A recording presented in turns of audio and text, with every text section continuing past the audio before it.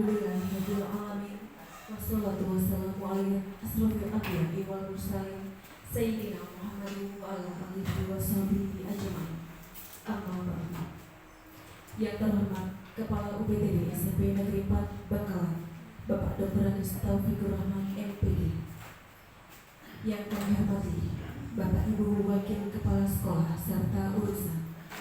Dan yang kami hormati Ibu Nuril Rizati MPD dan Ibu Mahmudah SPDI selaku guru penggerak angkatan 10 sekaligus narasumber pada kegiatan hari ini. Dan yang kami hormati Bapak Ibu Dewan Guru UPTD SMP Negeri 4 Bangkalan yang berbahagia. Alhamdulillah, segala puji syukur bagi Allah Subhanahu wa taala yang telah melimpahkan rahmat dan hidayahnya sehingga pada hari ini Senin 10 Juni 2024 kita dapat bertemu dan berkumpul bersama dalam acara diseminasi penerapan budaya positif di sekolah. Selawat serta salam semoga senantiasa kita haturkan kepada junjungan kita Nabi besar Muhammad SAW beserta seluruh keluarga, sahabat dan pengikut beliau hingga akhir zaman. Hadirin yang berbahagia, rangkaian acara pada hari ini tersusun sebagai berikut. Yang pertama pembukaan, kedua sambutan dari kepala sekolah, ketiga pemaparan materi oleh narasumber, dan yang terakhir penutup. Hadirin yang kami hormati, memasuki acara yang pertama yaitu pembukaan. Untuk membuka acara ini, marilah kita bersama-sama membaca basmalah. Semoga acara hari ini berjalan dengan baik dan mendapatkan ridho dari Allah Subhanahu wa taala. Amin ya rabbal alamin. Hadirin yang berbahagia, acara berikutnya adalah sambutan yang akan disampaikan oleh Kepala UPTD SMP Negeri 4 Bangkalan kepada Bapak Dr. Agus Taufikur Rahman MPD. Silakan.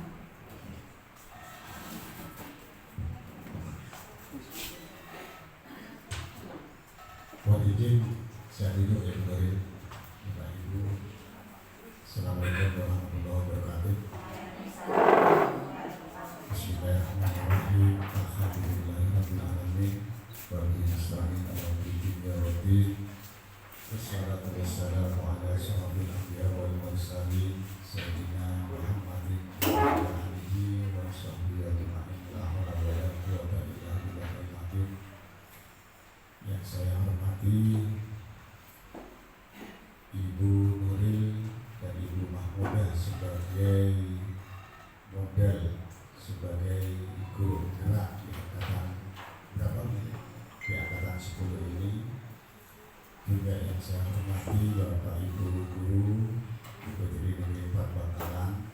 Puji syukur pada siang hari ini kita masih diberi nikmat sehat, nikmat panjang umur, sehingga kita bisa melaksanakan tugas kita sehari-hari dengan baik dan penuh semangat di SMP 4 Bangkalan.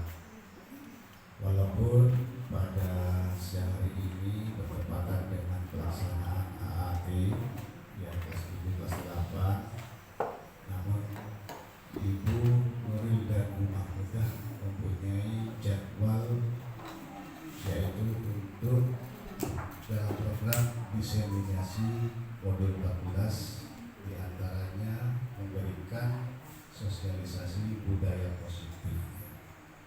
Ya, jadi modul 1.4 bagaimana budaya positif itu diterapkan di satuan pendidikan, khususnya nantinya akan terimbas di UPTD kita SMP 4 Bangkalan. Mudah-mudahan ada acaranya ini selalu mendapatkan ridho dari Allah, memberikan dampak positif terhadap lembaga kita, satuan pendidikan kita, dan adanya suatu perubahan bersama. Salawat salam tak lupa kita haturkan kepada baginda Nabi besar Muhammad SAW, pada seluruh keluarga, para sahabat, dan termasuk kepada kita sekalian. Semoga kita senantiasa mendapatkan syafaatnya, diberi perlindungan, diberi barokah dan keselamatan dunia dan akhirat. Bapak Ibu, saya selaku Kepala UPTD SMP Negeri 4 Bangkalan, saya menyampaikan apresiasi yang luar biasa kepada kedua guru kita yang mana sudah lolos dan sekarang sudah mengikuti pelatihan-pelatihan yang sudah berapa kali kita diminta keterangan oleh guru pengajar praktek itu, dan sekarang sudah kelanjutan. Kegiatan ini memang sangat saya apresiasi karena menyangkut budaya positif, disiplin positif kepada seluruh warga serta pendidikan kita. Nanti mungkin Bu Nuril akan menyampaikan beberapa manfaat dan beberapa materi-materi kepada Bapak Ibu sekalian. Budaya positifnya kayak apa? Mungkin ada 6 dimensi yang perlu diterapkan oleh Bapak Ibu guru. Nanti biar Bu Nuril yang menyampaikan. Namun saya sangat mengharap kepada Bapak Ibu guru yang lain, nanti ada penjaringan guru bergerak di angkatan berapa? 12 hari kita semuanya, Bapak Ibu semuanya, utamanya yang muda-muda, yang masih energi, yang harus sama-sama ikut di dalam penjaringan tersebut di angkatan 12 nanti. Harapan saya seperti itu. Jadi sekarang kalau ini lancar, kita sudah mempunyai 4 guru bergerak. Harapan saya 1 tahun 2 tahun ke depan bisa kita mempunyai 8 atau 10 guru bergerak. Sekarang 4 kurangnya 6. Jadi harapan saya kepada Bapak Ibu, utamanya karena di sini mayoritas ibu-ibu, ya yang bapaknya punya berapa persen yang masih energik, yang masih juga produktif, ya produktif dan menguasai IT dan pembelajaran. Harapan saya nanti di bulan apa kira-kira itu saya rekomkan semua. Di sini ada Bu Cahya, ada Bu Anita, ya Bu Heri. Ya, Bu Heri ini masih muda, tampaknya masih muda Bu Heri. Ya, masih muda. Walaupun mau punya menantu, ya tapi kelihatannya masih muda. Bu Ani, ya terus juga Bu siapa? Sebelahnya Bu Ani, Bu Indri, banyak sekali yang muda-muda, ya Bu Latifah, ya baik juga. Yang tidak disebut bukan berarti tidak harus ikut Bapak, ya tidak harus ikut, tapi semuanya harus ikut, kecuali memang waktunya seperti waktu saya dulu sekolah penggerak, memang saya tidak bisa karena faktor usia, ya faktor usia. Ini harapan saya seperti itu, sehingga apa yang diperoleh oleh guru penggerak kita bisa memberikan dampak positif terhadap satuan pendidikan di sekitar Bangkalan. Itu. Mari budaya positif apa yang mau disampaikan oleh Bu Nuril pada kita semua, ya seharusnya kita nanti bisa memahami bersama dan bisa disosialisasikan bersama dan nanti bisa makan bersama dan ikuti bersama, sehingga budaya positif ini mengurangi dampak-dampak negatif lah yang sementara ini banyak kejadian-kejadian yang negatif yang sudah dilakukan oleh anak didik kita, khususnya ya dengan adanya pemahaman materi nanti yang diberikan oleh Bu Nuril, kita mungkin lebih tahu ya langkah-langkah apa yang harus kita terapkan di sektor pendidikan kita. Mungkin hanya ini dari saya saya memotivasi Ibu Nuril dan Ibu Mahmudah semuanya mudah-mudahan diberi kelancaran, ya, diberi kesehatan, ketekunan, kesabaran. Karena apa? Ini berkaitan dengan tugas ibu rumah tangga. Jadi harus pintar-pintar mengatur waktu. Di mana kita banyak tagihan-tagihan yang harus kita kumpulkan, sementara kita juga dibebankan oleh tugas kita sebagai ibu rumah tangga. Ini luar biasa, ya, luar biasa. Sehingga kita bisa memotivasi kita semuanya nanti kepada teman-teman supaya ikut termotivasi sebagai guru bergerak. Mungkin hanya ini dari saya. Buat lebihnya saya mohon maaf. Saya akhiri. Assalamualaikum warahmatullahi wabarakatuh. Terima kasih kepada Bapak Taufik atas sambutannya.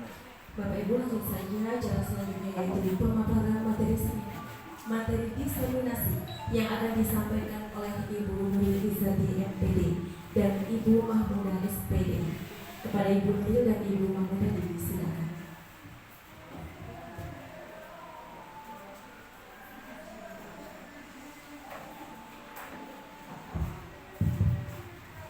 Assalamualaikum warahmatullahi wabarakatuh. Bismillahirrahmanirrahim. Alhamdulillahirabbil alamin. Allahumma shalli ala sayyidina Muhammad wa ala ali sayyidina Muhammad, amma ba'du.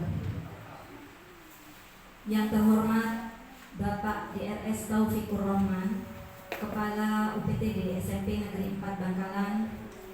Yang saya hormati Bapak Ibu Guru UPTD SMP Negeri 4 Bangkalan. Sebelumnya kami mengucapkan terima kasih kepada Bapak Taufik selaku Kepala Sekolah yang telah memberikan kesempatan kepada kami untuk mengadakan kegiatan diseminasi penerapan budaya positif pada hari ini. Dan terima kasih yang tak terhingga saya ucapkan juga kepada semua Bapak Ibu Guru yang telah menyempatkan hadir pada kegiatan ini dan sudah membantu proses kami dalam pendidikan guru penggerak. Mudah-mudahan apa yang sudah dilakukan oleh Bapak Ibu dibalas dengan pahala oleh Allah Subhanahu wa Ta'ala. Pada kegiatan ini, seperti yang disampaikan oleh Ibu Winda tadi, kebetulan calon guru penggerak angkatan 10 yang dari SMP 4 ini ada 2 orang, yaitu saya sendiri, Nuril Izati, dan yang kedua yaitu Ibu Mahmudah. Pada hari ini kami akan mengimbaskan pemahaman kami tentang budaya positif yang sudah kami pelajari pada modul 1.4. Mudah-mudahan apa yang kami sampaikan nanti bisa menginspirasi dan membawa kebaikan khususnya untuk SMP Negeri 4 Bangkalan. Baik Bapak Ibu, karena ada 2 orang, materi yang akan disampaikan nanti secara bergantian. Yang pertama akan disampaikan oleh Ibu Mahmudah, kemudian dilanjutkan dengan saya. Sesuai dengan tema kegiatan hari ini adalah budaya positif. Nah, saya ingin sebelum penyampaian materi ingin memunculkan aura positif pada hari ini, yaitu ingin mengajak Bapak Ibu untuk senyum 5 detik saja supaya keluar aura positifnya. Apalagi Bapak Ibu kan sudah capek lelah tadi setelah melaksanakan tugas menjaga ujian atau AAT. Saya yakin Bapak Ibu semua masih lelah ya Ibu ya. Saya minta waktunya coba Bapak Ibu berdiri semuanya. Berdiri. Sebentar saja Bapak Ibu. Ini nanti bisa dipraktekkan juga ke murid-murid kita ya, apalagi kalau di jam terakhir. Ini sederhana sekali, tapi insya Allah membawa aura yang baik, aura yang positif. Bapak Ibu bisa berhadapan dengan teman di sampingnya. Kalau yang bapak-bapak, Pak Budi bisa bacakan cerita dengan teman-teman.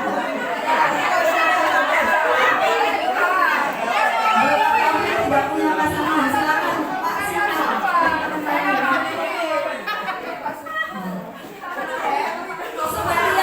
sampaikan tadi, silakan Bapak Ibu ditatap dengan seksama teman bertanya. Belum ada yang tertawa, sudah tertawa berarti sudah keluar ini. Yang ditatap bukan mulutnya ya. Ya coba sekarang silakan Bapak Ibu tampakkan senyuman walaupun awalnya terpaksa. Silakan saling tersenyum dan saling menatap. Nah, alhamdulillah. Ternyata senyumnya tulus semuanya, bukan hanya senyum malah ketawa. Inilah aura positif yang saya inginkan. Tepuk tangan untuk kita semuanya. Pak Supa sampai tersenyum, Bu. Nah, padahal selama ini Pak Supa sulit tersenyum. Alhamdulillah hari ini bisa mengeluarkan senyumannya. Baiklah, untuk menyingkat waktu langsung saja saya serahkan kepada Ibu Mahmuda untuk menyampaikan materi yang pertama. Kepada Ibu Mahmuda dipersilakan.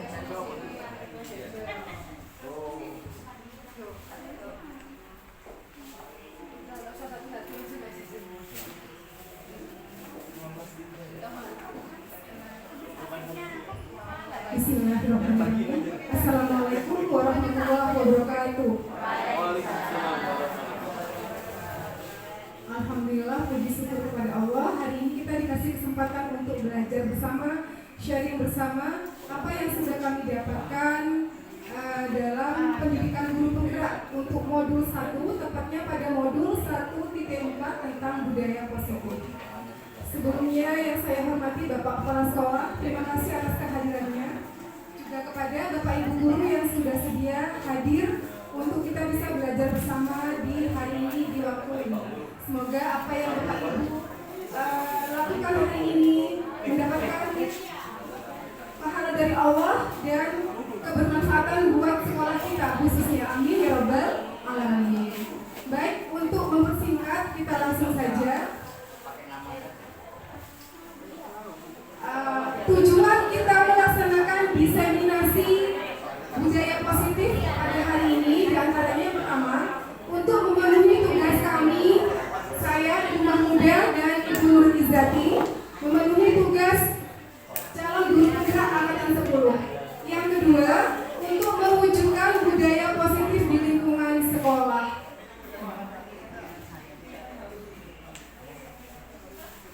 Apa yang membuat kita semangat, terutama saya pribadi untuk terus belajar, di mana dalam belajar ini kita akan bisa mengambil buahnya, memetik kalau ternyata ilmu yang kita pelajari kita amalkan. Terinspirasi dari seorang ulama yaitu Gus Bahauddin Nursalim, bahwasanya salah satu ciri khas orang yang baik adalah merasa resah ketika ilmu yang sudah dimiliki tidak tersalurkan kepada orang lain. Karena amanat pertama bagi pengampu ilmu adalah mengajak orang lain dan juga mengertikan yang belum mengerti. Jadi kewajiban kita untuk mengamalkan ilmu walaupun sedikit apa yang kita punya, terutama ke peserta didik kita. Jadi kata Rasulullah, "Balighu anni walau ayat", sampaikanlah walaupun cuma 1 ayat. Sedikit ilmu yang kami dapatkan dalam pendidikan guru penggerak yang sudah kami jalani selama 3 bulan ini, semoga bisa kita tularkan, kita imbaskan kepada Bapak Ibu sekalian.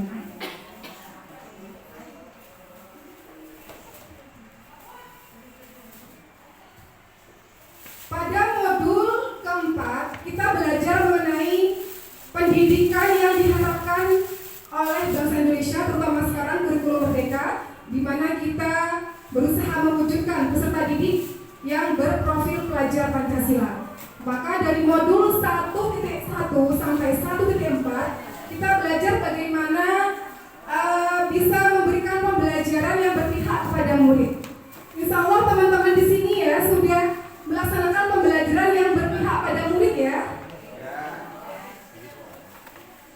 Boleh saya tanya, kira-kira pembelajaran yang benar itu berpihak pada murid apa berpihak pada guru? Pembelajaran yang berpihak pada murid. Sesuai dengan filosofi pemikiran Ki Hajar Dewantara. Pendidikan itu menghamba pada murid. Kita menjadikan murid kita sebagai subjek pembelajaran. Membuat mereka mencari sendiri, menggali sendiri, membentuk sendiri pengetahuan mereka. Sehingga mereka lebih bisa mandiri. Baik.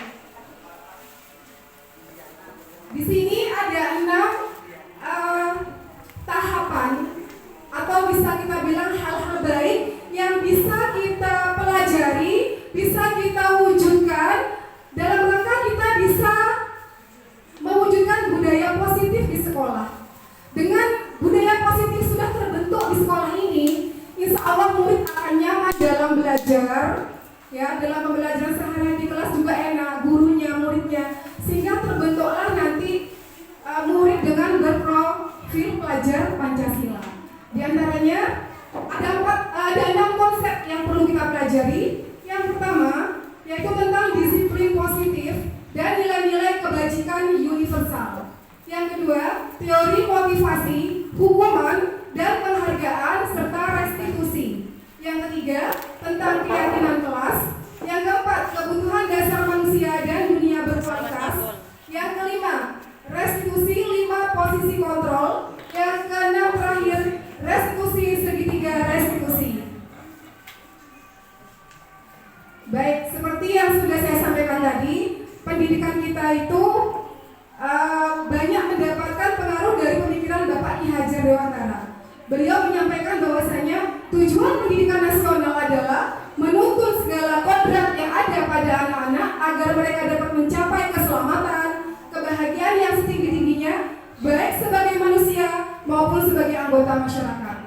Oleh sebab itu, pendidik hanya bisa menuntun hidupnya, lakunya anak-anak sesuai dengan kodratnya, baik itu kodrat alam maupun kodrat zaman, sehingga kita bisa membuat anak menjadi maju, membuat anak bisa berhasil.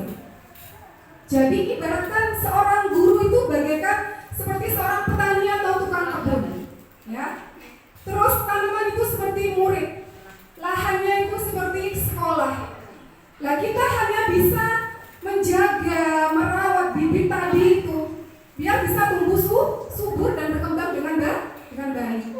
Ya, di sini menurut pandangan beliau kita ambil contoh perbandingannya dengan hidup tumbuh-tumbuhan. Seorang petani dalam hakikatnya sama kewajibannya dengan seorang pendidik yang menanam padi misalnya, hanya dapat menuntun tumbuhnya padi. Ia dapat memperbaiki kondisi tanahnya, memelihara tanaman padi, memberi pupuk dan air, membasmi ulat-ulat ataupun jamur, dan hal lain yang bisa mengganggu tanaman padi tersebut untuk hidup. Ya, maka di sini kita bisa menjadi among bagi siswa kita yang mendampingi mereka, yang mendukung mereka untuk bisa mereka menggali pengetahuannya, bisa belajar dengan mandiri. Jadi kita nggak selalu nyuapin saja, mereka bisa makan sendiri istilahnya. Artinya kita sudah tidak lagi melaksanakan pembelajaran yang konvensional, yang mungkin hanya satu arah, memberi ceramah, tugas yang banyak, sudah tidak zamannya lagi. Apalagi sekarang sudah ada zamannya informasi dan teknologi. Jadi kita bisa memanfaatkan teknologi untuk mengimplementasikan pembelajaran yang berpihak pada murid. Baik, sebelum kita masuk pada intinya, yang pertama tentang disiplin positif, ya. Coba sekarang saya minta Bapak Ibu juga kayak tadi ya, satu orang, tidak Bapak duduk saja. Sebenarnya kalau di prakteknya berdiri cuma saya kasihan, duduk saja nggak apa-apa karena menggunakan tangan. Boleh berhadapan. Jadi satu orang guru menjadi A, di mana A ini memegang sesuatu yang sangat penting. Dia pegang erat, ya. Coba satu orang lagi menjadi B, dia berusaha membuka genggaman dari teman A tadi. Boleh dipraktikkan? Silakan. Berpasangan juga. Si A memiliki hal yang sangat penting, yang gak ingin orang lain mengetahuinya, apalagi mengambilnya.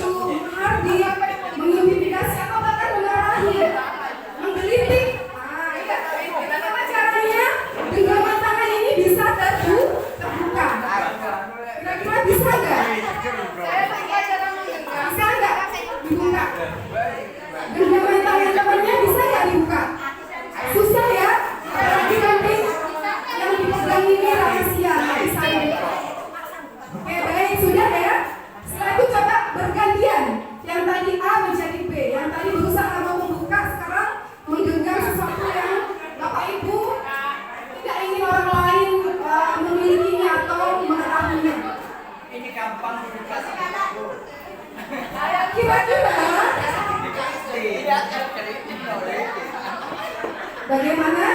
Adakah yang bisa membuka genggaman tangan temannya? Ada yang bisa?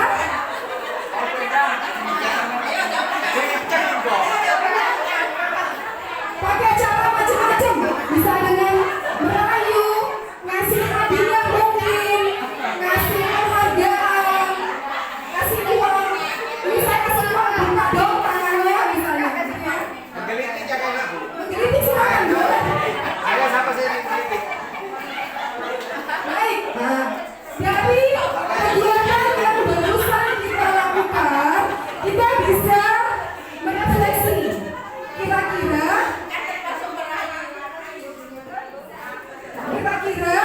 apakah teman kita mau membukanya? Apa alasannya kalau membuka?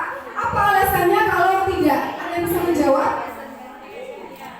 Apakah antara Anda dan B membuka kepalan tangan Anda?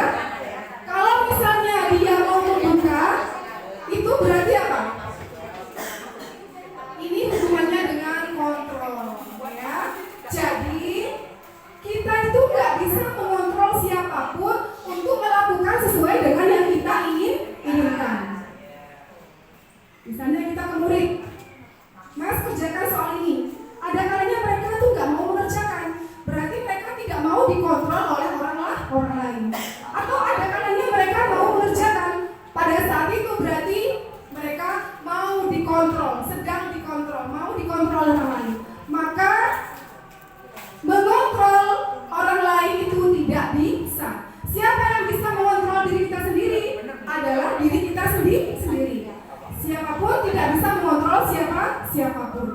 Ya, itu refleksi dari yang tadi kita lakukan ya, menggenggam tangan. Ya, seperti itu. Baik, selama ini mungkin ada beberapa miskonsepsi ya, bahwasanya ada seorang psikiater dan pendidik Dr. William. Di situ beliau mengatakan bahwasanya ada miskonsepsi tentang makna kontrol. Yang pertama, ilusi guru mengontrol murid. Pada dasarnya guru pun tidak bisa mengontrol murid, ya. Maka di situ walaupun dengan memaksa pun, walaupun murid sesekali mau, itu berarti murid dalam posisi ingin dikontrol. Seperti itu. Jadi kita yang bisa mengontrol diri kita sendiri adalah diri kita sendiri, bukan orang lain atau siapapun. Yang kedua, ada miskonsepsi atau ilusi tentang bahwa semua penguatan positif, efektif dan bermanfaat. Ternyata tidak seperti itu, Bapak Ibu. Ya, di sini penguatan positif maksudnya itu kayak rayuan, bujuan. Mungkin sesekali anak kita mau, tapi itu sifatnya tidak bertahan lama, tidak longles, hanya sebentar. Bisa jadi next berikutnya mereka akan mengulangi perbuatannya, nggak taat lagi seperti itu. Ya. Jadi nggak semua penguatan positif itu ataupun yang efektif bisa bermanfaat. Ya. Ilusi yang ketiga bahwa kritik akan membuat orang bersalah dapat menguatkan karakter. Ya. Kita mengkritik murid, ya, atau mungkin bisa mengeluarkan kalimat verbal yang kurang enak kepada murid. Ya, juga kamu tuh gimana? Kasihan ibu kamu, membuat rasa bersalah. Itu juga tidak sepenuhnya bisa berdampak positif kepada murid. Maka itu menurut William dikatakan sebagai mengontrol murid menuju pada identitas yang gagal. Karena murid akan terbiasa untuk aku kalau nggak disuruh nggak mau. Ketika nggak ada guru dia nggak melakukan. Ketika ada guru dia baru mau melakukan, seperti itu. Jadi tidak kekal sikap yang dia lakukan seperti ini. Yang keempat, ilusi bahwa orang dewasa memiliki hak untuk memaksa. Itu juga tidak benar. Mungkin karena kita merasa sebagai guru yang lebih tua usianya daripada murid, kita berhak bisa memaksa murid. Itu pun juga tidak benar. Ya, maka perilaku memaksa itu tidaklah efektif dalam jangka waktu yang panjang. Malah bisa juga membuat murid tidak suka dengan gurunya atau tidak suka dengan orang yang telah memaksa dia.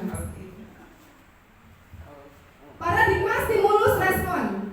Jadi di sini kalau dulu ada stimulus respon, ya, ada rangsangan, ada respon. Ternyata ini sudah nggak berlaku, beralih kepada pendekatan teori kontrol. Ya. Jadi di sini Stephen R. Dalam Principle Centered Leadership mengatakan bahwa bila kita ingin membuat kemajuan perlahan, sedikit demi sedikit, ubahlah sikap atau perilaku Anda. Jadi memang untuk bisa berubah ke hal baik itu enggak seperti secepat membalikkan telapak tangan Bapak Ibu ya. Perlu proses yang sangat panjang. Ya, misalnya nanti ada kegiatan restitusi. Kok sudah restitusi kok masih mengulangi lagi perbuatannya? Perlu kesabaran, perlu diulang-ulang. Perlu jangka waktu yang lama untuk bisa terwujud seperti itu ya. Nah, di sini beberapa pernyataan yang dimana dulu dari pendekatan stimulus respon menjadi teori kontrol. Yang pertama, bisakah kita mengontrol seseorang? Kita mencoba mengubah orang agar berpandangan sama dengan kita. Nah itu pada teori kontrol kita tidak bisa. Kita hanya bisa berusaha memahami pandangan orang lain tentang dunia. Yang kedua, perilaku buruk dilihat sebagai suatu kesalahan. Dalam teori kontrol, semua perilaku memiliki tujuan, termasuk anak yang berbuat nakal misalnya. Kenapa dia kok sering ke kamar mandi lama, sering meninggalkan pelajaran? Itu kan hal yang kurang baik. Tapi mereka juga punya tujuan. Bisa jadi mereka bosan di kelas, bisa jadi memang sakit perut. Jadi kita nggak boleh serta-merta menyalahkan siswa seperti itu. Yang ketiga, orang lain bisa mengontrol saya. Yang bisa mengontrol saya hanya diri saya sendiri. Ya, saya bisa mengontrol orang lain. Anda tidak bisa mengontrol orang lain. Pemaksaan ada pada saat bujukan gagal. Jadi misalnya ketika sudah dibujuk dengan baik, ya disayang-sayang nggak bisa, akhirnya dipaksa. Itu sudah nggak berlaku lagi.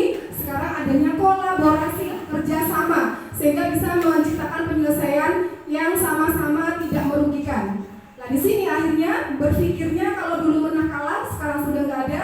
Berpikirnya yang baik adalah model menang dan menang. Jadi semuanya adalah pemenangnya. Maka mungkin bisa dikaitkan dengan di kurikulum yang sekarang ya, tidak ada ranking 1 dan seterusnya. Jadi semua siswa itu punya kekuatan, punya kelebihan masing-masing.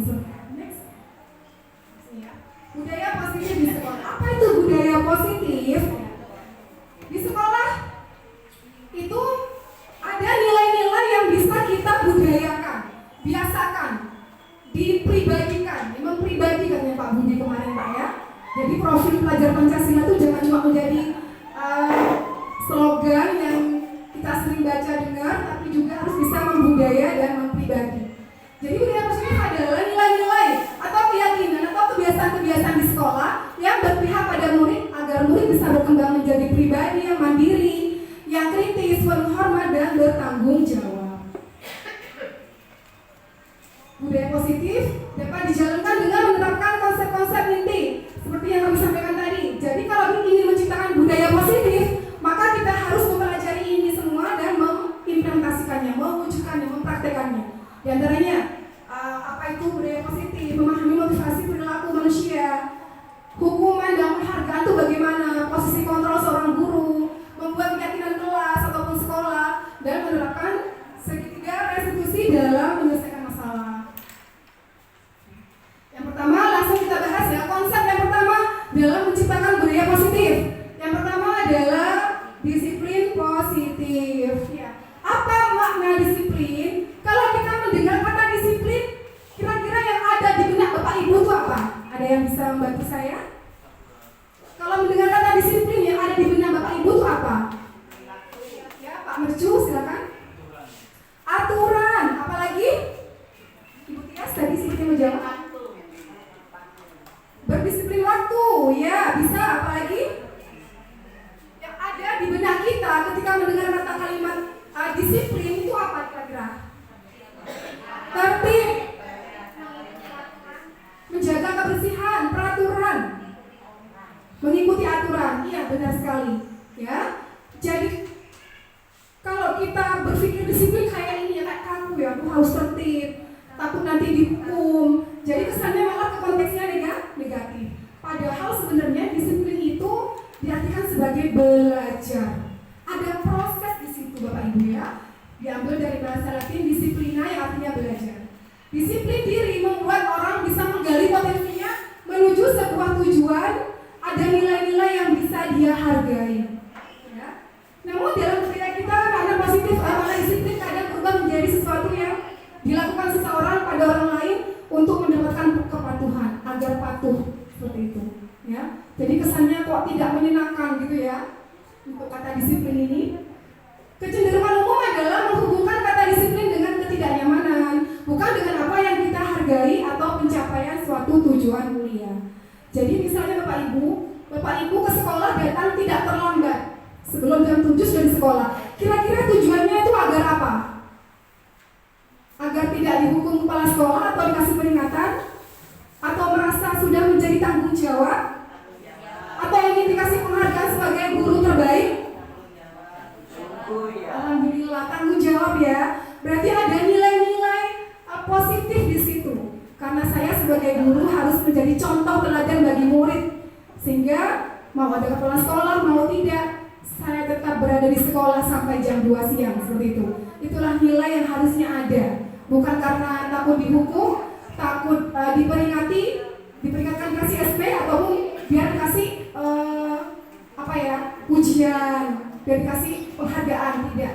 Tapi lebih pada nilai mulia yang ingin kita tuju. Selain itu, Bapak Ki Hajar Dewantara juga menyatakan disiplin positif itu adalah sebagai bentuk kontrol diri, yaitu belajar untuk kontrol diri agar dapat mencapai tujuan mulia. Sekali lagi, tujuan disiplin adalah mencapai tujuan yang mulia. Di situ ada nilai-nilai yang bisa kita terapkan sehingga menghasilkan tujuan yang mulia. Ya, tujuan mulia mengacu pada nilai-nilai atau prinsip-prinsip mulia yang dianut seseorang. Ya, di situ nilai-nilai apa yang mulia? Nilai-nilai kebajikan atau virtus yang universal. Negara manapun, siapapun juga bisa menerapkan nilai-nilai tersebut. Salah satu contoh nilai kebajikan universal banyak sekali sebenarnya. Salah satunya adalah yang ada pada profil pelajar Pancasila, yaitu beriman dan bertakwa. Gimana lagunya itu Pak Ibu, ada yang tahu? Mungkin ada yang mau bantu saya menyanyikan? Beriman dan bertakwa pada Tuhan. Pelajar Pancasila beriman dan bertakwa pada Tuhan Yang Esa dan berakhlak mulia, berkebinekaan global, gotong royong mandiri, kreatif dan bernalar kritis. Harus sudah hafal ya? Suaranya jelek ya?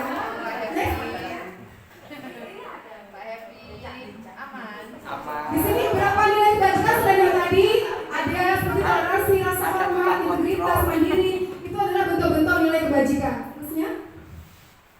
Apa tujuan dari disiplin positif? Yaitu diantaranya agar terbentuk murid-murid yang berkarakter, berdisiplin, santun, jujur, peduli, bertanggung jawab, dan merupakan pembelajar. Pembelajarnya apa?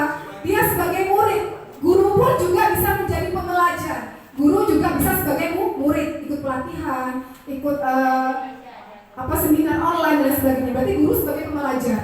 Ya, sepanjang hayat sesuai dengan standar kompetensi lulusan yang diharapkan. Next. Kita nyampe pada yang kedua, yaitu konsep teori motivasi, hukuman, penghargaan, dan restitusi. Yang pertama tentang motivasi, ya. Coba bisa kita lihat di sini ya. Sebagai seorang guru, saat Anda hadir mengajar di sekolah, tepat waktu, nah, tadi yang sudah saya sampaikan, maka ketika guru datang tepat waktu ke sekolah, dia di sana motivasinya bukan karena takut dihukum kepala sekolah, dikasih pujian, tapi lebih kepada harusnya karena tanggung jawab. Nilai-nilai baik mulia yang bisa dicontoh oleh teman guru yang lain ataupun murid. Mari kita tanyakan kepada diri kita sendiri, bagaimana kita berperilaku? Kira-kira kita melakukan sesuatu itu kan ada motivasinya ya? Iya. Bapak Ibu menjadi seorang guru, motivasinya apa kira-kira? Emang karena pengen niat belajar di kelas karena Allah ya? Bukan karena hanya ingin dapat gaji aja ya? Maka banyak motivasi-motivasi yang mendasari suatu perilaku manusia. Berikutnya. Nah inilah, menurut Diana Gassen dalam bukunya Restructuring School Discipline menyatakan ada 3 motivasi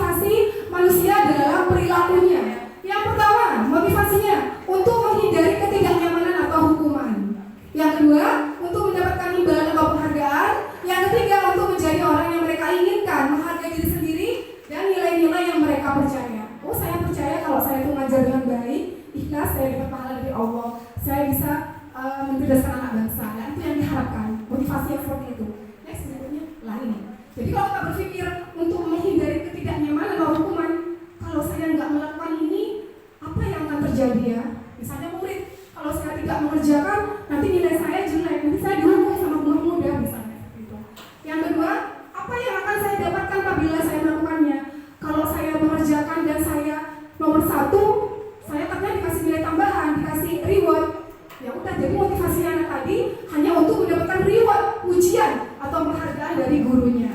Ya. Maka kedua motivasi ini masuk ke dalam motivasi ekstrinsik, motivasi yang dari luar karena faktor dari luar yang sifatnya nggak bisa bertahan lama, hanya jangka pendek.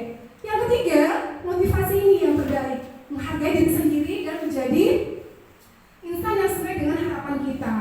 Jadi saya itu akan menjadi orang yang seperti apa ya bila saya melakukannya, lebih kepada nilai-nilai kebajikan. Inilah termasuk motivasi intrinsik, motivasi internal yang berasal dari dalam, dan inilah yang sifatnya jauh lebih jangka panjang. Walaupun untuk bisa menuju ke sana perlu waktu dan pelan-pelan, tidak bisa secepat kilat seperti itu. Motivasi perilaku manusia, ya. Menurut Anda dari ketiga jenis motivasi ini, manakah yang paling banyak mendasari perilaku murid-murid kita di sekolah ini? Ada yang bisa menjawab?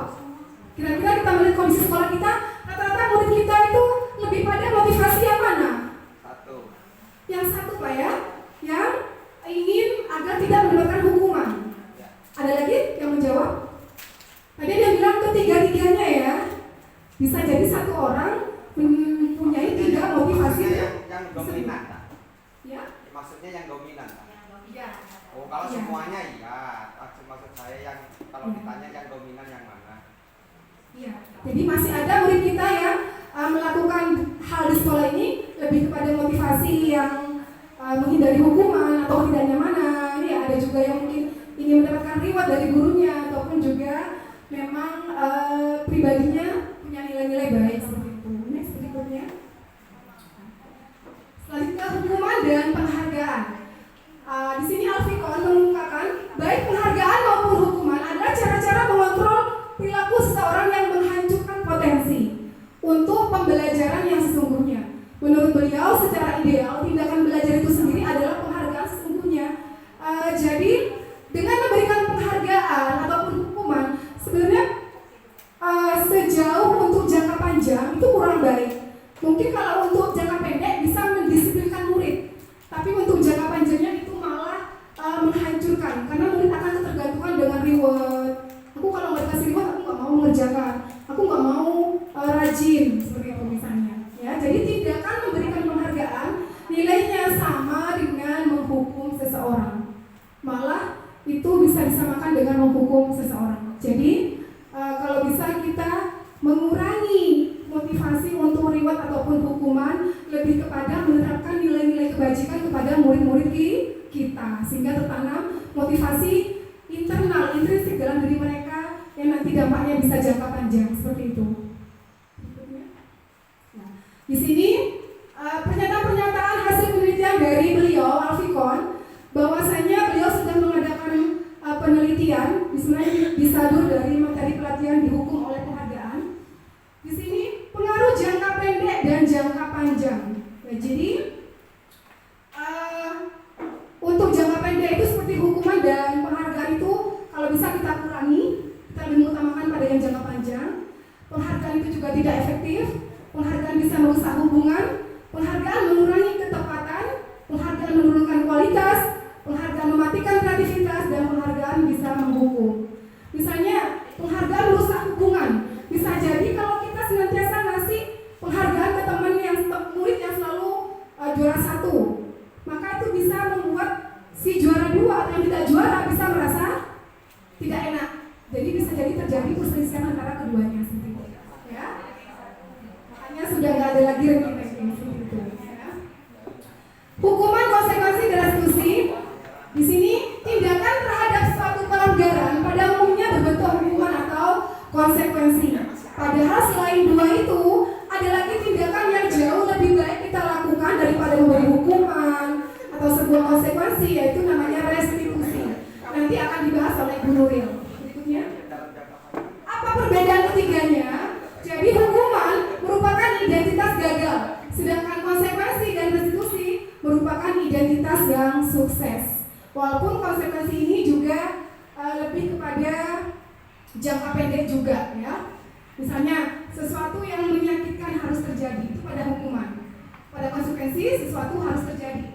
Pada restitusi, restitusi merupakan pilihan. Jadi ketika ada masalah, kita masih bekerja sama. Kamu punya salah ini, kamu pengennya bagaimana? Yang terbaiknya kamu harusnya seperti apa? Kalau kamu sering keluar, kamu menyelesaikan pelanggaran yang sudah mereka lakukan. Ya, seperti itu. Jadi kita berusaha untuk menghindari hukuman dan mengurangi konsekuensi tersebut. Ya. Dalam hal ini contohnya lagi korban mendapatkan keadilan pada hukuman. Pada konsekuensi korban bisa diabaikan. Korban mendapatkan ganti. Korban di sini adalah mungkin teman lain yang menjadi bahan bulian oleh si anak yang melanggar peraturan tadi. Dia membuli temannya misalnya. Maka dalam hal ini korban mendapatkan keadilan, tapi yang melakukan pembulian tidak mendapatkan keadilan pada hukuman. Karena yang dihukum adalah yang berbuat salah. Untuk pada konsekuensi korban bisa diabaikan. Ya, untuk pada restitusi korban pun dan si pelaku juga nanti sama-sama beruntung. Istilahnya tidak sama-sama mendapatkan keadilan karena sama-sama baik. Yang si korban sudah mendapatkan apa yang diinginkan, yang pelakunya dia bisa sadar mendapatkan nilai kebaikan dari hasil restitusi nanti seperti itu.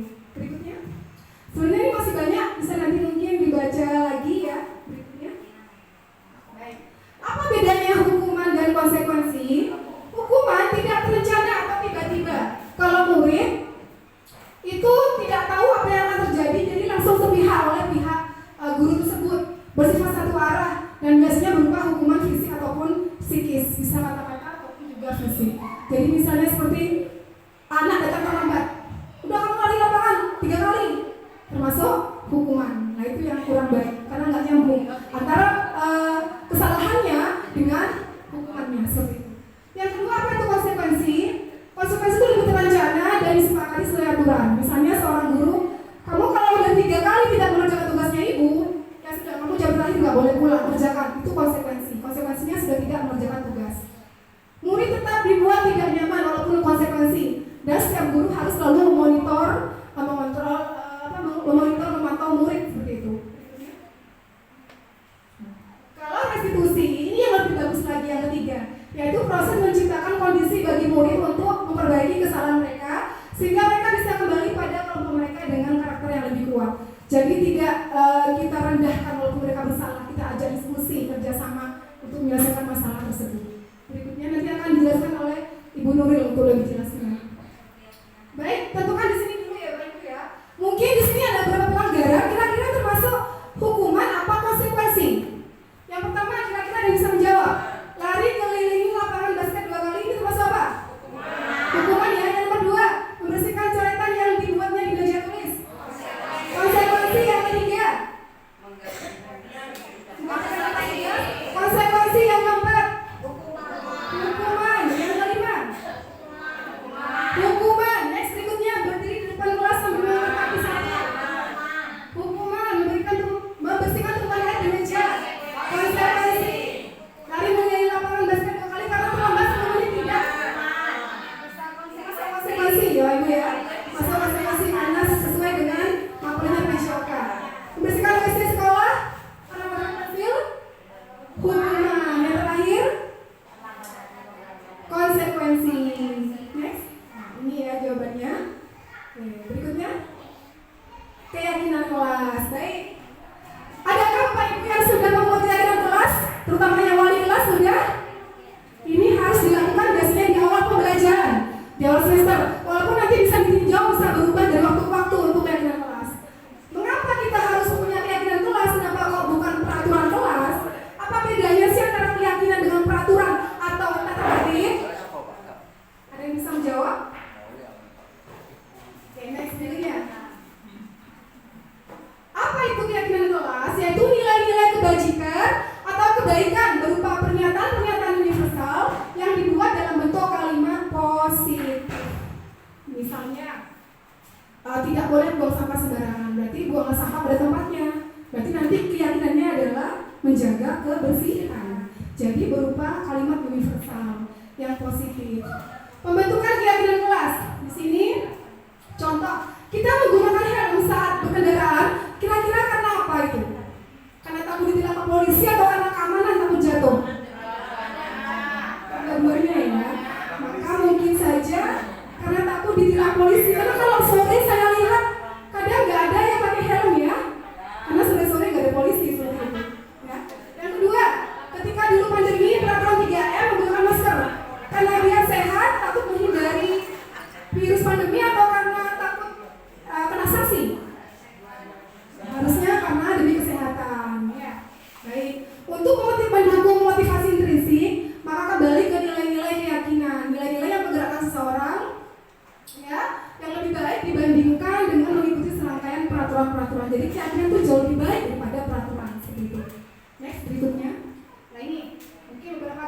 belum bisa atau belum menerapkan bisa melakukannya nanti di awal ajaran baru. Hal-hal yang perlu diperhatikan dalam membentuk keyakinan kelas. Yang pertama, keyakinan kelas itu sifatnya abstrak, ya. Kata-katanya abstrak berupa pernyataan universal, umum, dibuat dalam pernyataan positif. Jumlahnya juga jangan terlalu banyak seperti peraturan, banyak sekali. Cukup hanya maksimal 6 atau 7 seperti itu, ya. Jangan banyak-banyak agar mudah diingat. Lalu sesuaikan dengan kondisi kelasnya, ya. Terus semua warga sekolah atau warga kelas juga dilibatkan. Jadi yang membuat itu adalah bersama antara guru dengan siswa. Beda dengan peraturan atau tertib yang dibuat sepihak oleh sekolah seperti itu. Berikutnya, ini langkah-langkah dalam menentukan keyakinan kelas. Harus berdiskusi dulu dengan siswa, ya. Kalian tuh pengen punya kelas impian kayak apa sih? Oh, yang temennya gak suka ngebully, Bu, yang bersih. Maka kamu harus menciptakan kondisi kelas yang bersih. Jangan buang sampah sembarangan, jangan suka mengganggu teman. Maka nanti masuk ke keyakinan saling menghormati dan menghargai, seperti itu. Mengubah peraturan dari kalimat positif negatif ke positif. Lalu disarikan, ya, dari yang tadi banyak peraturan diubah ke positif, lalu dijadikan keyakinan kelas. Nah, nanti setelah itu kita tulis di kertas, tempel di tembok atau di mana yang sekiranya bisa kelihatan oleh semua warga kelas, ditandatangani oleh semua anggota kelas. Berikutnya, di sini, ya, ada peraturan, ada keyakinan. Contoh peraturan, selalu kembalikan buku ke tempatnya. Maka ini termasuk keyakinan bertanggung jawab. Dilarang mengganggu orang lain, termasuk dalam menghormati orang lain dan diri sendiri. Dilarang melakukan kekerasan, masuk pada konsekuensi, masuk pada keyakinan keselamatan atau juga bisa menghormati orang lain. Tadi bisa menggunakan masker, menjauhi, tidak menggunakan narkoba, masuk pada keyakinan kesehatan dan seterusnya. Maka ketika keyakinan kelas itu sudah ada, terbentuk bersama, maka kita perlu mendalami kepada siswa, kasih pendalaman. Tanamkan keyakinan yang sudah dibuat bersama itu agar gak cuma menjadi bahan gambar yang cuma dilihat, tapi diyakinkan dalam hati mereka. Yang pertama, kegiatan tampak seperti, tidak tampak seperti. Nanti ada diagram T dan Y. Lalu kegiatan tugas saya, tugas kamu, tugas guru, tugas murid. Berikutnya. Nah, ini contohnya, ya. Jadi setelah dibuat, kita sampaikan ke murid, ya. Misalnya ada kegiatan kelas disiplin, tertib, maka diantaranya sikap-sikapnya kamu bisa hadir ke sekolah tepat waktu, maka kamu jangan sering terlambat. Kita kasih pendalaman lagi ke murid, ya.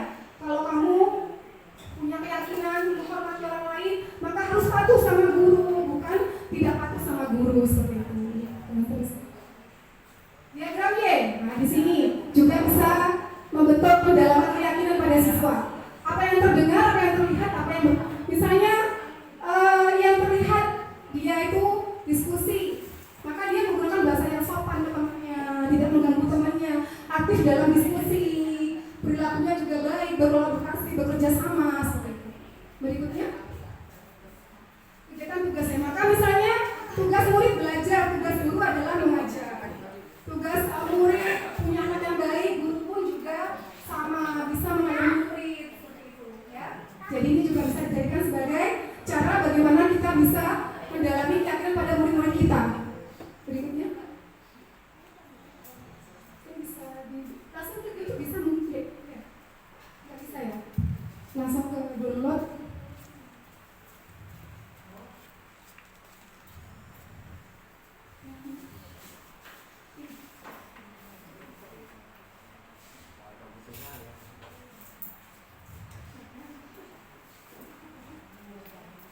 Nah, ini adalah contoh yang sudah saya lakukan bersama dengan murid-murid saya di kelas, bagaimana membentuk keyakinan kelas.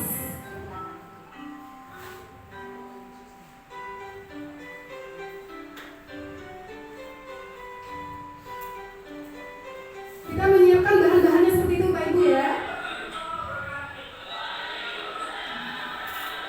Kita mengekspor yang murid inginkan tuh kelasnya seperti apa. Kayak kelasnya itu baik, bersih, maka anak-anak nggak boleh bawa sembarangan. Harus rajin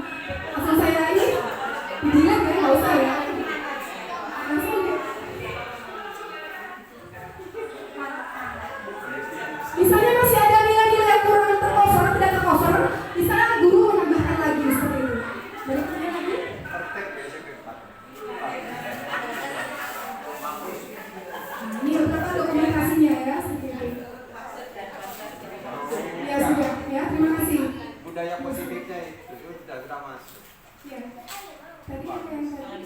Senang. Aku ya. Yo beneran.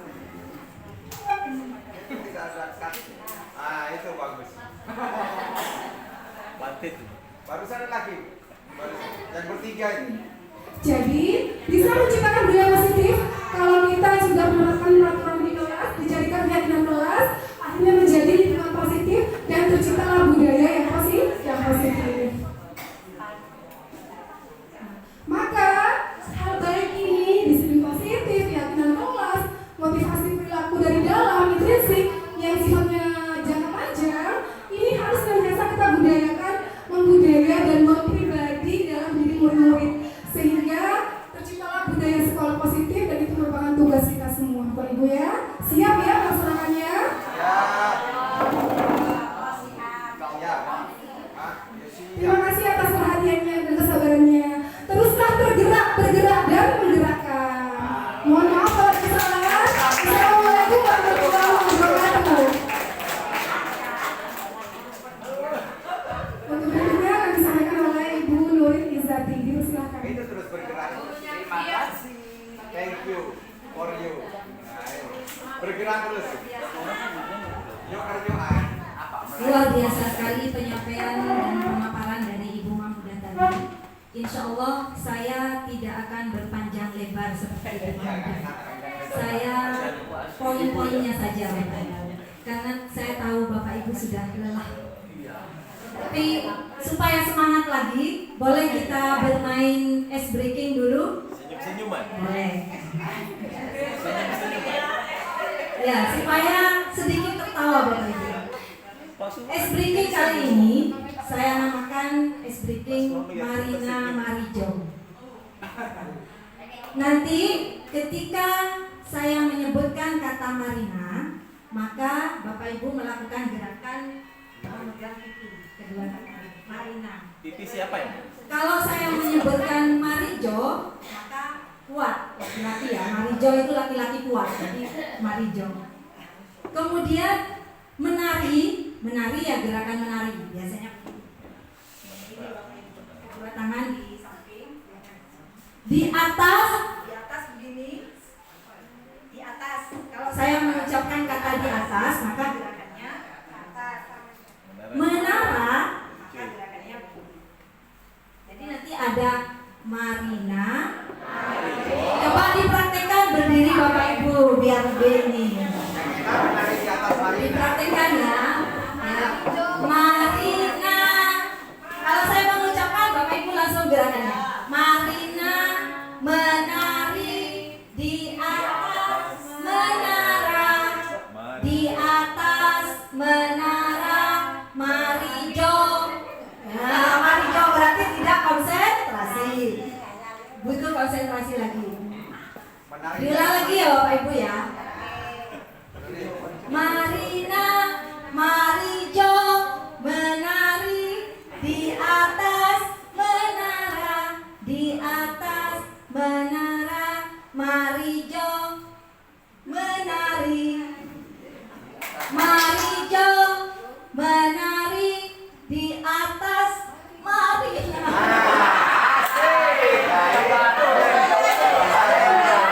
Kenapa Bapak Ibu kok tertawa? Ini langsung segera ke sini. Ya, tepuk tangan untuk Bapak Ibu semuanya. Nanti ini Pak Happy langsung mempraktekkan menari nanti di rumah. Menari di atas Marina ini ya. Mas Siva keburu pulang. Baiklah Bapak Ibu, saya akan melanjutkan tentang budaya positif. Tadi Ibu Mahmudah sudah menyampaikan sebenarnya di dalam budaya positif itu ada 6 komponen inti yang harus kita pahami. 6 komponen inti tadi, yang pertama disiplin positif dan nilai-nilai kebajikan universal sudah dijelaskan oleh Ibu Mahmudah. Yang kedua juga teori motivasi, hukuman, penghargaan dan restitusi sudah disampaikan oleh Ibu Mahmudah. Dan yang ketiga keyakinan kelas juga disampaikan oleh Ibu Mahmudah tadi. Sedikit mereview, saya review apa yang disampaikan oleh Ibu Mahmudah Bunda tadi, intinya begini Bapak Ibu.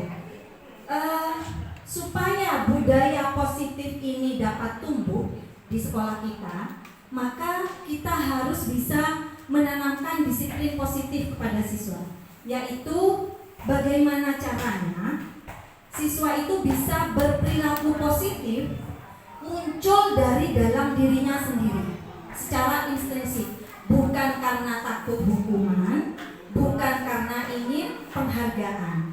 Akan tetapi siswa itu melakukan kebaikan-kebaikan ini dari dorongan dalam hatinya.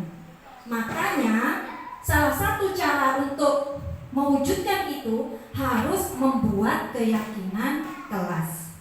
Nah, ini masukan untuk Bapak Kepala Sekolah juga untuk kurikulum nanti ke depannya, dan kebetulan di sini juga ada Ibu Wali Kelas.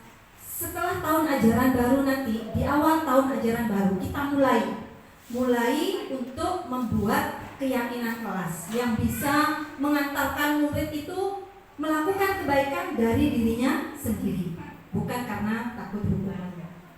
Nah, materi yang akan saya sampaikan adalah 3 berikutnya. Yang pertama, kebutuhan dasar manusia. Nah, mengapa kita harus tahu kebutuhan dasar manusia? Karena memang pada dasarnya semua orang, baik itu dewasa maupun anak-anak, memiliki kebutuhan dasar yang harus dipenuhi. Ketika kebutuhan dasarnya tidak terpenuhi, maka akan berdampak kurang baik. Terkadang kebutuhan dasar ini Bapak Ibu menjadi motivasi yang melatar belakangi tindakan mereka. Ketika tidak terpenuhi, maka dampaknya bisa saja seseorang itu melakukan hal-hal di luar nilai kebajikan atau melanggar. Contoh saja, coba saya tanya Ibu Nur Hayati, kira-kira sebagai manusia kebutuhan apa yang Ibu butuhkan?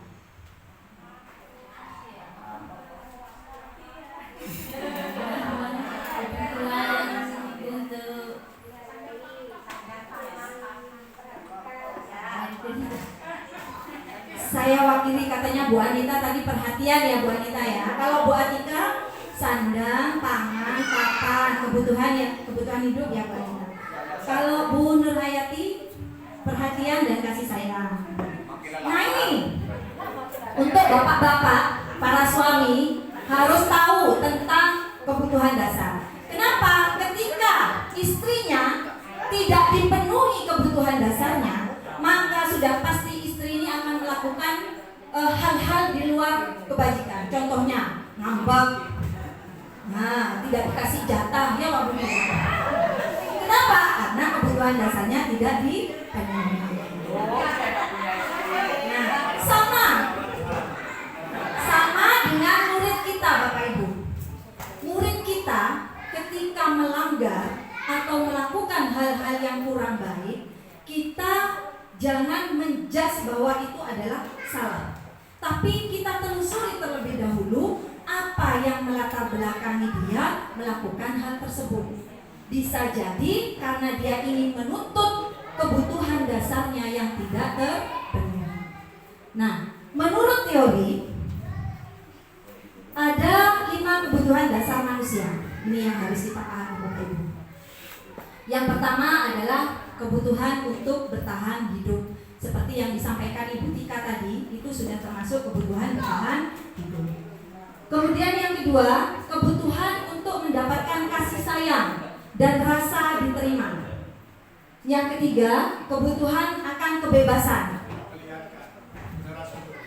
Yang keempat, kebutuhan akan kesenangan. Dan yang kelima, kebutuhan akan penguasaan. Kita bahas satu persatu. Apa yang dimaksud dengan kebutuhan untuk bertahan hidup? Nah, kebutuhan bertahan hidup ini berhubungan dengan fisiologis. Bisa berupa pakaian, makanan, tempat tinggal, rumah. Jadi ketika ada murid yang melakukan kesalahan, bisa jadi karena kebutuhan dasar untuk bertahan hidupnya tidak terpenuhi. Berikutnya, kebutuhan akan kasih sayang dan rasa diterima. Insya Allah semua orang punya kebutuhan ini. yaitu bersifat psikologis seperti ingin diterima, dipedulikan, berbagi, bekerja sama. Contoh, ada murid kita ketika pelajaran kita itu dia tidak semangat, tidur. Nah, bisa jadi dia ingin diberi kasih sayang oleh kita. Jadi bisa jadi murid ini kebutuhan akan rasa kasih sayang dan rasa diterimanya belum dia peroleh.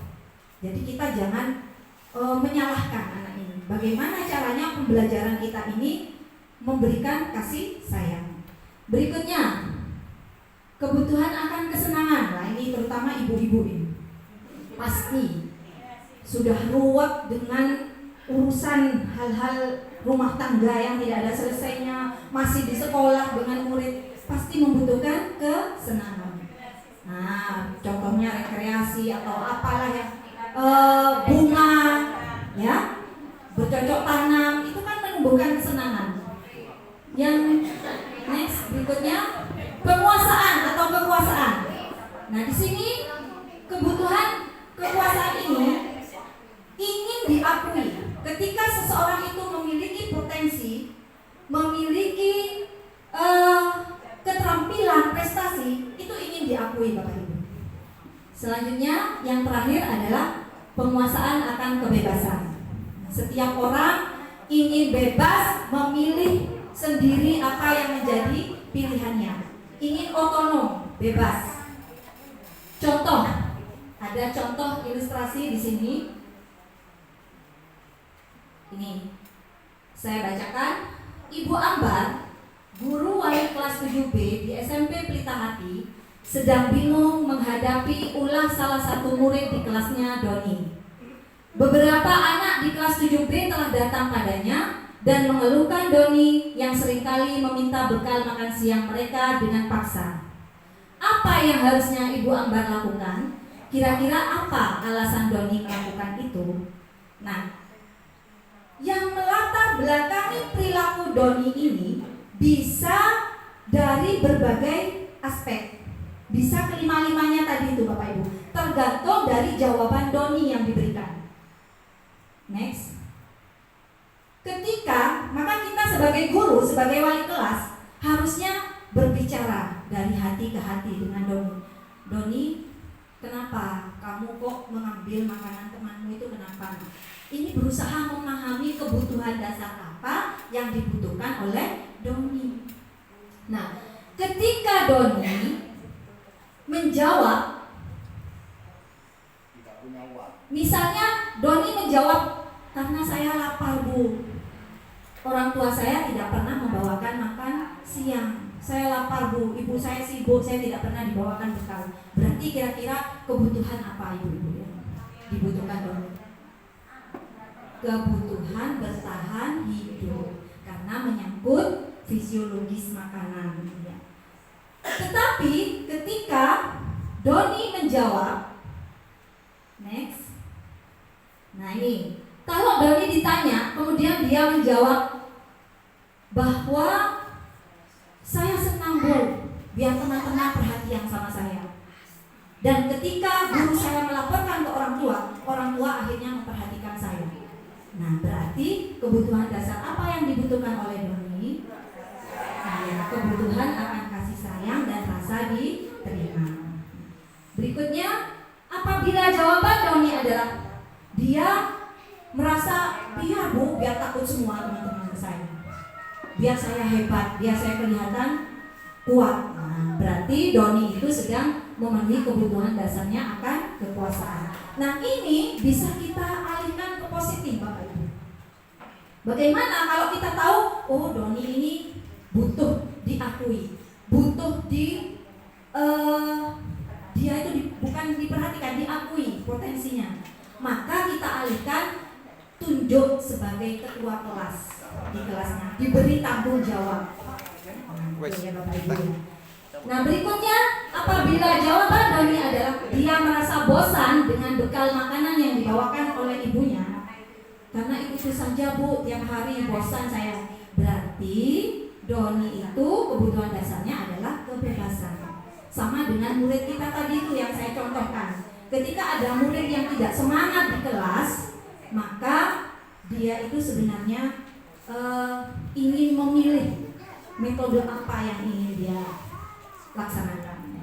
Terus yang terakhir, apabila dia melakukannya karena iseng saja dan dia merasa senang melihat ekspresi wajahnya, usil berarti ya.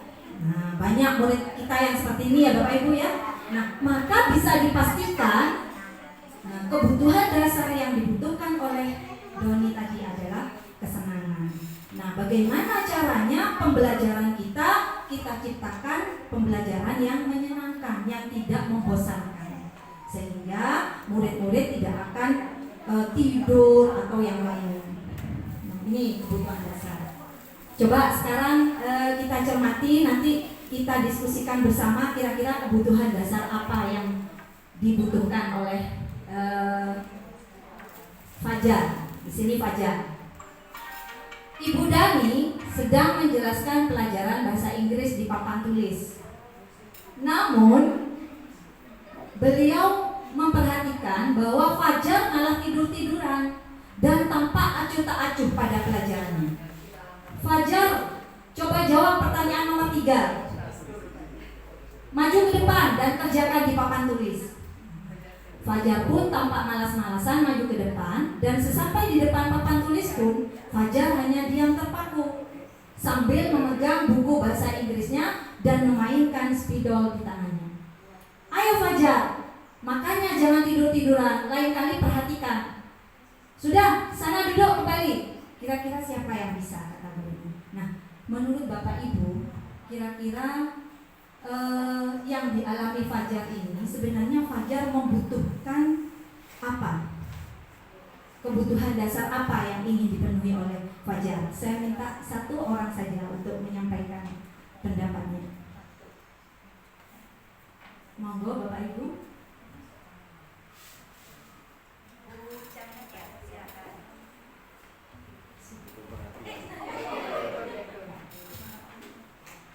Menurut pendapat saya dari wacana yang dijabarkan di depan,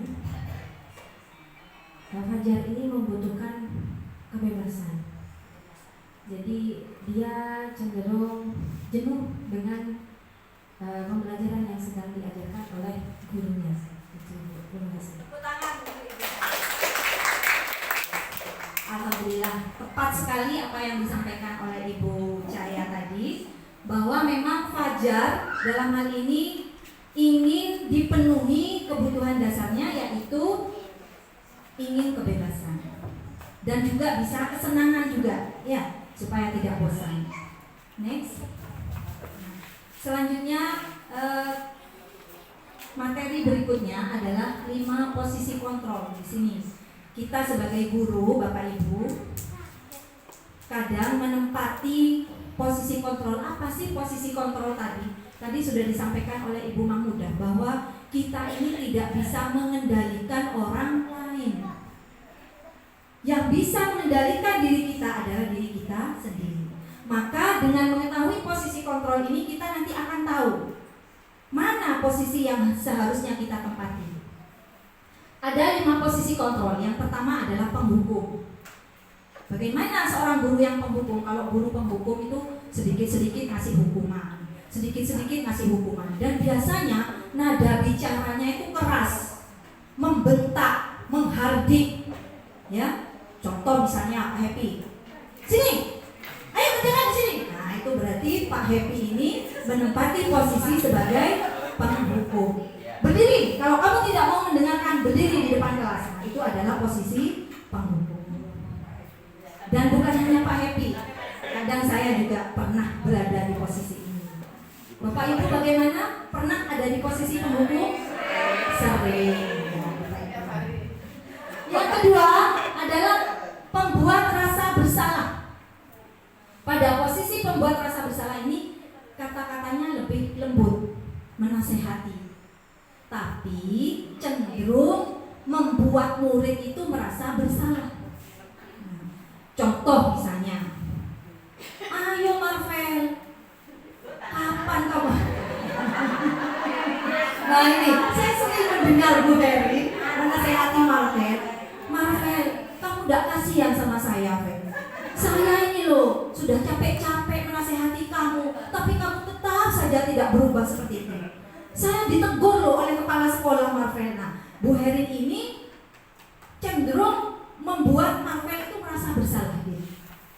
Sehingga dia merasa, duh Bu Herin makin kok ya tegur kepala sekolah. Nah itu ya Bapak Ibu ya. Pernah seperti itu membuat rasa bersalah? Pernah. Yang ketiga, posisi teman. Nah ini kalau posisi teman ini bicaranya cenderung bercanda, banyak bercanda dengan murid. Nah, kadang ketika murid tidak disiplin itu dimaklumi, ya sudah nanti ibu maafkan, tapi jangan. Nah, ini seperti teman.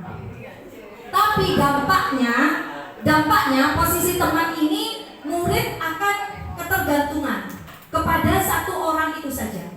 Contoh misalnya dia merasa dilindungi oleh Bu Husnul. Apa-apa sama Bu Husnul ininya saya kata, maka dia saya sama Bu Husnul saja yang seperti itu, tapi kepada guru yang lain tidak bersikap seperti itu. Nah ini juga kurang baik. Nah yang kemudian pemantau atau monitor. Nah pemantau di sini biasanya guru ini ketika mengarahkan siswa ini berdasarkan peraturannya. Kamu tahu aturan di sekolah di SMP 4? Harus lengkap berpakaian. Kenapa tidak maka konsekuensinya begini. Nah itu namanya guru sebagai pemantau, lebih diarahkan pada peraturan. Nah yang terakhir adalah manajer. Nah posisi inilah yang paling ideal untuk kita tempati, posisi manajer. Kenapa posisi manajer? Karena posisi manajer ini akan melakukan dialog dengan siswa, yang mengarahkan siswa itu untuk melakukan kebaikan berdasarkan intrinsik dari dalam dirinya sendiri. Nanti posisi manajer ini akan ketika memberi penyelesaian terhadap masalah siswa akan melakukan restitusi, bukan hukuman, bukan penghargaan. Nah ini yang kita harapkan. Di antara 5 posisi kontrol tadi, nah ini kita lihat sejenak ini. Ketika penghukum, guru berbuat menghardik, menunjuk-nunjuk, menyakiti, menyindir. Kemudian pembuat orang merasa bersalah, guru berceramah, menunjukkan kekecewaan mendalam. Sebagai teman, membuatkan alasan dan alasan-alasan untuk murid-muridnya, jadi dia membela. Kemudian pemantau menghitung dan mengukur, ya tadi berdasarkan aturan. Kemudian manajer mengajukan pertanyaan-pertanyaan yang bermakna yang bisa membuat murid itu belajar dari kesalahannya sendiri. Jadi saya harapkan di sini kita semua nanti bisa menempati posisi manajer. Next. Nah, seperti yang saya sampaikan tadi bahwa seorang guru yang menempati posisi manajer, maka dalam penyelesaian masalah murid dia akan melakukan restitusi seperti yang sudah disinggung sedikit oleh Ibu Mahmudah tadi. Restitusi itu apa? Proses menciptakan kondisi bagi murid untuk memperbaiki kesalahannya. Nah, dalam restitusi ini ada 3 langkah yang harus kita lakukan Bapak Ibu. Ada 3 tahapan sehingga disebut dengan segitiga restitusi, yaitu suatu proses dialog yang dijalankan oleh guru agar dapat menuntun murid menjadi lebih mandiri dan bertanggung jawab. Insya Allah kalau ini nanti kita terapkan, siswa SMP 4 tidak ada lagi yang nakal. Insya Allah. Kita coba, kata Bu Mahmudah tadi, berproses. 1 kali saya sudah restitusi kok tetap coba lagi. Mudah-mudahan Bapak Ibu. Selanjutnya, nah ini apa saja tahapan dalam segitiga restitusi? Yang pertama adalah menstabilkan identitas. Kemudian yang kedua, validasi tindakan yang salah. Dan yang ketiga, menanyakan keyakinan. Bagaimana prosesnya? Nah, menstabilkan identitas dilakukan berdasarkan prinsip bahwa membuat kesalahan adalah bagian dari proses pembelajaran. yang nantinya akan menggeser identitas gagal ke arah identitas sukses. Artinya begini Bapak Ibu, ketika murid itu melakukan kesalahan, ini jangan tambah kita marahi, jangan tambah ditekan. Karena kalau ditekan, murid itu akan takut dan dia tidak terbuka, tidak akan komunikatif dengan kita, sehingga kadang bohong. Misalnya pelanggaran memukul temannya, kemudian langsung kita vonis, kamu itu memang nakal, kenapa kamu mukul? Nakal banget aja lo neng balain, nggak bisa diberitahu. Nah ini sudah bukan menstabilkan identitas. Seharusnya bagaimana kata-kata orang yang menstabilkan identitas? Wajar jika seseorang melakukan kesalahan, itu wajar. Jadi kita stabilkan sehingga anak itu menjadi tenang hatinya dan dia merasa tenang dan mau berbicara apa adanya. Bukan berarti kita membenarkan ya Bapak Ibu ya, tapi kita memaklumi, berusaha untuk memaklumi apa yang sudah dilakukan. Nah, setelah menstabilkan identitas, proses berikutnya adalah validasi tindakan yang salah. Nah, apa tujuan dari validasi tindakan yang salah ini? Tujuannya adalah untuk menggali apa alasan dia melakukan perbuatan tersebut. Alasannya itu apa? Kenapa? Kamu kok memukul temanmu tadi, itu alasannya kenapa? Nah, ini kita benarkan. Ya wajarlah kalau kamu melakukan itu. Seandainya ibu ada di posisi itu, ibu juga pasti akan melakukan. Tapi alangkah lebih baiknya kalau kamu tidak melakukan itu. Ada hal yang lebih baik. Nah, itu validasi tindakan yang salah. Kemudian yang terakhir adalah menanyakan keyakinan. Nah, ini tahap ketiga ini harus sudah punya keyakinan sekolah atau keyakinan kelas. Kalau belum punya ya nggak bisa Bapak Ibu. Makanya tahun ajaran nanti mudah-mudahan kita semua sudah punya keyakinan sekolah atau keyakinan kelas yang bisa mendorong siswa-siswa kita untuk melakukan kebaikan berasal dari dirinya sendiri. Nah, menanyakan keyakinan, kita tanyakan, menurut kamu tindakan yang kamu lakukan itu sesuai tidak dengan keyakinan kelas kita? Tidak Bu. Coba keyakinan mana yang sudah kamu langgar? Kan sudah punya kita Bapak Ibu. Oh Bu, berarti saya tidak menghargai. Betul, berarti kamu tidak menghargai teman. Seharusnya bagaimana nak untuk bisa menghargai? Maka dia akan mencari solusi sendiri, bukan kita yang mendikte, bukan berdasarkan kita. Tapi murid itu, menurut kamu gimana baiknya? Ya harusnya Bu, saya lebih sabar, tidak emosi. Nah itu Bapak Ibu yang kita harapkan ya. Jadi segitiga restitusi ini adalah langkah dalam melayani siswa ketika dia mendapatkan permasalahan, bisa menyelesaikan sendiri, mencari solusi atas masalahnya sendiri dan belajar dari kesalahannya. Nah, kesimpulannya terakhir Bapak Ibu, dari materi yang sudah kami sampaikan dari awal hingga akhir tadi, dari 6 capaian konsep inti yang sudah kita pelajari tadi, diharapkan budaya positif bisa muncul di sekolah kita. Dan salah satu cara agar nilai positif muncul dari dalam diri siswa, maka kita harus membuat keyakinan kelas atau keyakinan sekolah. Dan yang paling penting, kita sebagai guru harus bisa menempatkan diri di posisi manajer yang bisa menyelesaikan permasalahan siswa dengan cara segitiga restitusi. Mungkin ini yang bisa saya sampaikan, mudah-mudahan bermanfaat walaupun sedikit. Mohon maaf dan terima kasih atas waktunya Bapak Ibu semua. Terima kasih. Assalamualaikum warahmatullahi wabarakatuh.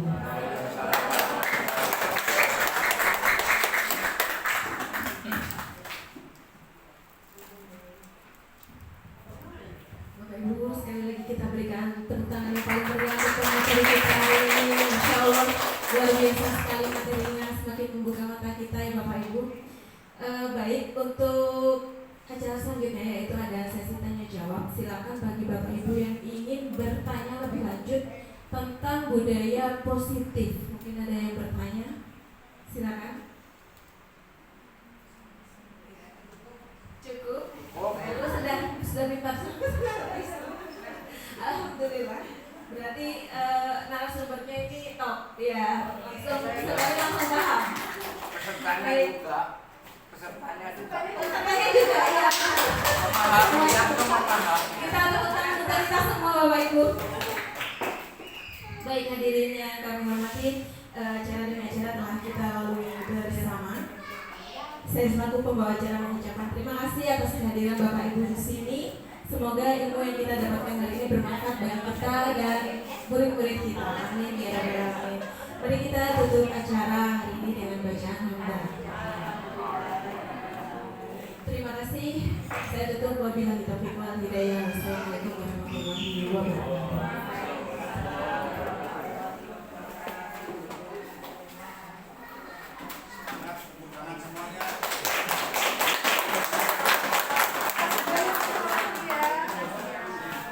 Sama-sama, Bu. Sama-sama ini Pak. Iya, Bu.